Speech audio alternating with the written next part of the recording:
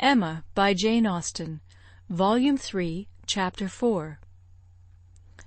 A very few days had passed after this adventure, when Harriet came one morning to Emma with a small parcel in her hand, and after sitting down and hesitating, thus began: "Miss Woodhouse, if you are at leisure, I have something that I should like to tell you, a sort of confession to make, and then, you know, it will be over." Emma was a good deal surprised, but begged her to speak. There was a seriousness in Harriet's manner which prepared her, quite as much as her words, for something more than ordinary. "It is my duty, and I am sure it is my wish," she continued, "to have no reserves with you on this subject. As I am happily quite an altered creature in one respect, it is very fit that you should have the satisfaction of knowing it. I do not want to say more than is necessary. I am too much ashamed of having given way as I have done, and I dare say you understand me." "Yes," said Emma, "I hope I do." "How could I so long a time be fancying myself?" cried Harriet warmly. "It seems like madness. I can see nothing at all extraordinary in him now. I do not care whether I meet him or not, except that of the two I had rather not see him, and indeed I would go any distance round to avoid him. But I do not envy his wife in the least. I neither admire her nor envy her, as I have done. She is very charming, I dare say, and all that, but I think her very ill-tempered and disagreeable. I shall never forget her look the other night. However, I assure you, Miss Woodhouse, I wish her no evil. No, let them be ever so happy together, it will not give me another moment's pang. And to convince you that I have been speaking truth, I am now going to destroy what I ought to have destroyed long ago, what I ought never to have kept. I know that very well," blushing as she spoke. "However, now I will destroy it all, and it is my particular wish to do it in your presence, that you may see how rational I am grown. Cannot you guess what this parcel holds?" said she, with a conscious look. "Not the least in the world. Did he ever give you anything?" "No, I cannot call them gifts, but they are things that I have valued very much." She held the parcel towards her, and Emma read the words, "Most precious treasures," on the top. Her curiosity was greatly excited. Harriet unfolded the parcel, and she looked on with impatience. With an abundance of silver paper was a pretty little Tunbridge ware box, which Harriet opened. It was well lined with the softest cotton, but, excepting the cotton, Emma saw only a small piece of court plaster. "Now," said Harriet, "you must recollect." "No, indeed I do not." "Dear me! I should not have thought it possible you could forget what passed in this very room about court plaster, one of the very last times we ever met in it. It was but a very few days before I had my sore throat, just before Mr. and Mrs. John Knightley came, I think the very evening. Do not you remember his cutting his finger with your new penknife, and your recommending court plaster? But, as you had none about you, and knew I had, you desired me to supply him, and so I took mine out and cut him a piece, but it was a great deal too large, and he cut it smaller, and kept playing some time with what was left before he gave it back to me, and so then, in my nonsense, I could not help making a treasure of it, so I put it by, never to be used, and looked at it now and then as a great treat." "My dearest Harriet," cried Emma, putting her hand before her face and jumping up, "oh, you make me more ashamed of myself than I can bear. Remember it! I remember it all now, all except your saving this relic. I knew nothing of that till this moment. But the cutting the finger, and my recommending court plaster, and saying I had none about me. Oh, my sins, my sins! And I had plenty all the while in my pocket, one of my senseless tricks. I deserve to be under a continual blush all the rest of my life. Well," sitting down again, Go on. What else?" "And had you really some at hand yourself? I'm sure I never suspected it, you did it so naturally." "And so you actually put this piece of court plaster by for his sake," said Emma, recovering from her state of shame, and feeling divided between wonder and amusement. And secretly she added to herself, "Lord bless me! When should I ever have thought of putting by in cotton a piece of court plaster that Frank Churchill had been pulling about? I never was equal to this." "Here," resumed Harriet, turning to her box again, "here is something still more valuable. I mean that has been more valuable, because this is what did really once belong to him, which the court plaster never did." Emma was quite eager to see this superior treasure. It was the end of an old pencil, the part without any lead. "This was really his," said Harriet. "Do not you remember one morning? No, I dare say you do not.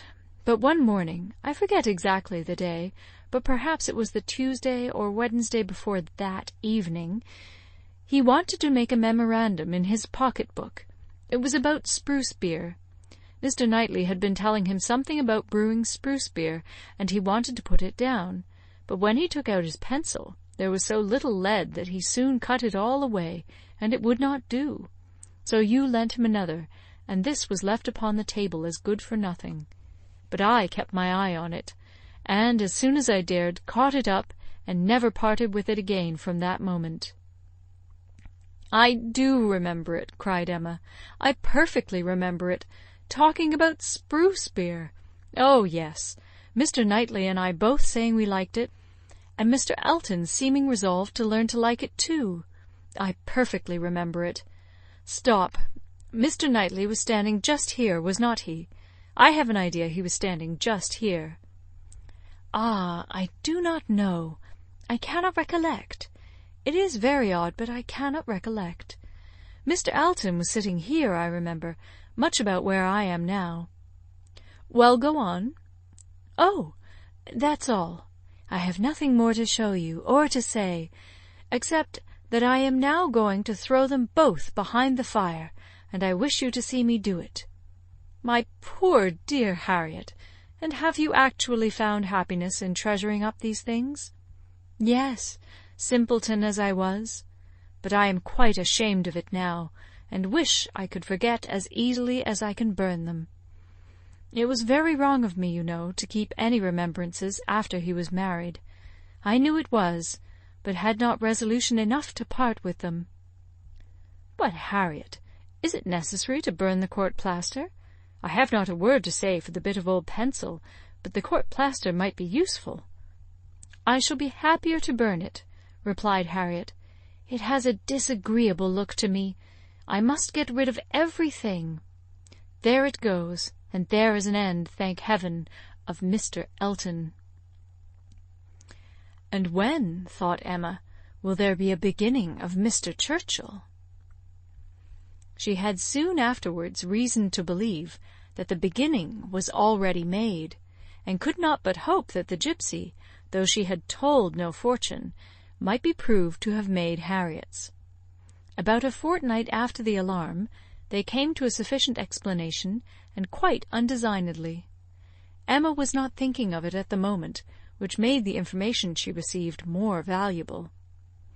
She merely said, in the course of some trivial chat, "Well, Harriet, whenever you marry, I would advise you to do so and so," and thought no more of it, till after a minute's silence she heard Harriet say, in a very serious tone, "I shall never marry." Emma then looked up, and immediately saw how it was, and after a moment's debate as to whether it should pass unnoticed or not, replied, "Never marry? This is a new resolution." "It is one that I shall never change, however." After another short hesitation, "I hope it does not proceed from... I hope it is not in compliment to Mr. Elton." "Mr. Elton, indeed!" cried Harriet indignantly. "Oh, no!" And Emma could just catch the words so superior to Mr. Elton. She then took a longer time for consideration. Should she proceed no farther? Should she let it pass, and seem to suspect nothing? Perhaps Harriet might think her cold or angry if she did, or perhaps if she were totally silent, it might only drive Harriet into asking her to hear too much, and against anything like such an unreserve as had been, such an open and frequent discussion of hopes and chances, she was perfectly resolved. She believed it would be wiser for her to say and know at once all that she meant to say and know. Plain dealing was always best. She had previously determined how far she would proceed on any application of the sort, and it would be safer for both to have the judicious law of her own brain laid down with speed. She was decided, and thus spoke. "Harriet, I will not affect to be in doubt of your meaning. Your resolution, or rather your expectation of never marrying, results from an idea that the person whom you might prefer would be too greatly your superior in situation to think of you. Is not it so?" "Oh, Miss Woodhouse, believe me, I have not the presumption to suppose. Indeed, I am not so mad. But it is a pleasure to me to admire him at a distance, and to think of his infinite superiority to all the rest of the world, with the gratitude, wonder, and veneration which are so proper, in me especially." "I am not at all surprised at you, Harriet. The service he rendered you was enough to warm your heart." "Service! Oh, it was such an inexpressible obligation!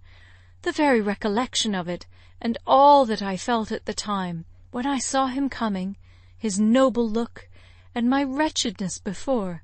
Such a change! In one moment such a change! From perfect misery to perfect happiness." "It is very natural. It is natural, and it is honourable. Yes, honourable, I think, to choose so well and so gratefully. But that it will be a fortunate preference is more than I can promise. I do not advise you to give way to it, Harriet. I do not by any means engage for its being returned. Consider what you are about. Perhaps it will be wisest in you to check your feelings while you can. At any rate, do not let them carry you far, unless you are persuaded of his liking you. Be observant of him. Let his behaviour be the guide of your sensations. I give you this caution now, because I shall never speak to you again on the subject. I am determined against all interference. Henceforward I know nothing of the matter. Let no name ever pass our lips. We were very wrong before. We will be cautious now. He is your superior, no doubt, and there do seem objections and obstacles of a very serious nature. But yet, Harriet, more wonderful things have taken place. There have been matches of greater disparity. But take care of yourself. I would not have you too sanguine, though, however it may end, be assured your raising your thoughts to him is a mark of good taste which I shall always know how to value." Harriet kissed her hand in silent and submissive gratitude. Emma was very decided in thinking such an attachment no bad thing for her friend. Its tendency would be to raise and refine her mind, and it must be saving her from the danger of degradation. End of Chapter 4. Recorded in Toronto, Ontario by Moira Fogarty, January 2010.